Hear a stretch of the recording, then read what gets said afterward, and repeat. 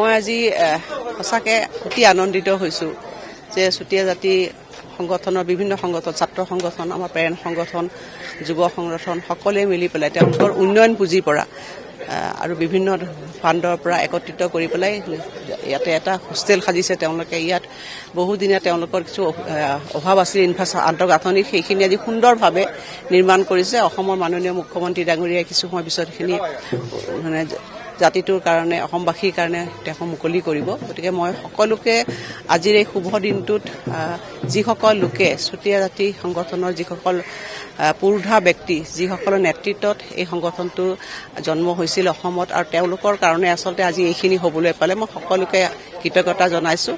আশা কৰিছোঁ যে জাতিটোৰ আচলতে সংৰক্ষণ লাগে, জাতিটোৰ যিখিনি তেওঁলোকৰ ইচ্ছা আছে, আশা আছে, এই সংগঠনৰ নেতৃত্বত আৰু আমাৰ চৰকাৰে যিখিনি মানে তেওঁৰ সদিচ্ছা দেখুৱাইছে, সকলো মিলি মই ভাবোঁ যে আগন্তুক দিনটোত চুতীয়া জাতিয়ে এটা বৃহত্তম আমাৰ জাতি হিচাপে পৰিগণিত হ'ব আৰু তেওঁলোকে ভালভাৱে যাতে সংগঠনৰ সকলো নেতৃত্বই কাম কৰে, তাৰ কাৰণে মই সকলোকে শুভকামনা জ্ঞাপন কৰিছোঁ। হয়, সতীসাধনীৰ নামত আপোনালোকে দেখিছে যে এখন চৰকাৰে প্ৰথমবাৰৰ বাবে বোকাখাতত আমাৰ গোলাঘাট জিলাত এটা অতি বৃহৎ প্ৰকল্প আগবঢ়াইছে। যি প্ৰকল্পটোৱে ভাবোঁ যে সতীসাধনীৰ যি মহিয়সী নাৰীগৰাকীৰ ত্যাগ আৰু জাতিটোৰ প্ৰতি যি শ্ৰদ্ধা আগবঢ়াই চৰকাৰে, সেইটো কামো সুন্দৰভাৱে চলি আছে। গতিকে মই আশা কৰিছোঁ যে আজি জাতিটোৰ যিখিনি আশা আকাংক্ষা আছে, আহিব লগা সময়ছোৱা সুন্দৰভাৱে সেইখিনি ৰূপায়ণ হ'ব, আজিৰ এই দিনটোতে মই কামনা কৰিছোঁ। মই ভাবোঁ আজি এটা ঐতিহাসিক দিন। আমাৰ চুতীয়া ছাত্ৰ সন্থাৰ উদ্যোগত অসম চৰকাৰৰ ব্যৱস্থাত যি আজি ভৱন উদ্বোধন অনুষ্ঠান হ'ব, বিশেষকৈ আজি এই প্ৰাংগণত আমাৰ চুতীয়া জনগোষ্ঠী আগবঢ়াই লৈ যোৱাৰ ক্ষেত্ৰত যিসকল বিশিষ্ট ব্যক্তি অৱদান আছে, তেখেতসকলৰ প্ৰতিমূৰ্তি আজি ইয়াতে স্থাপন হৈ উন্মোচন হ'ল আৰু এটা ভৱন উন্মোচন হ'ব।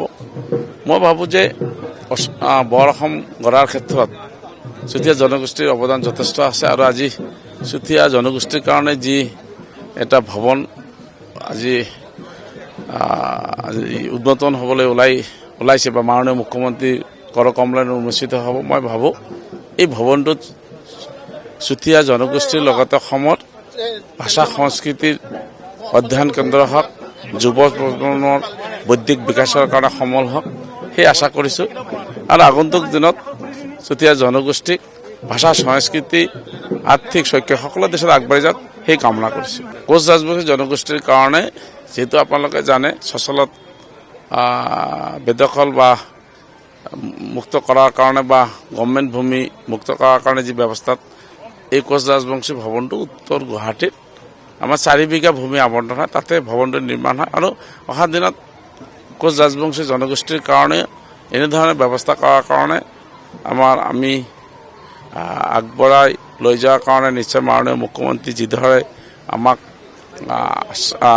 আগবঢ়াই লৈ যায় নিশ্চয় কৰিম, কাৰণ মোৰ বিভাগটো ছ'চিয়েল জাষ্টিছ এণ্ড এম্পাৱাৰমেণ্ট বিভাগত পৰে। গতিকে মই ভাবোঁ যথেষ্ট ভাল কাম কৰাৰ চেষ্টা কৰিম আৰু মাননীয় মুখ্যমন্ত্ৰীৰ আশীৰ্বাদ এই কামখিনি সম্পন্ন কৰিম বুলি মই আশা ৰাখিছোঁ আৰু সকলোৰে মোৰ ওপৰত বিশ্বাস আছে।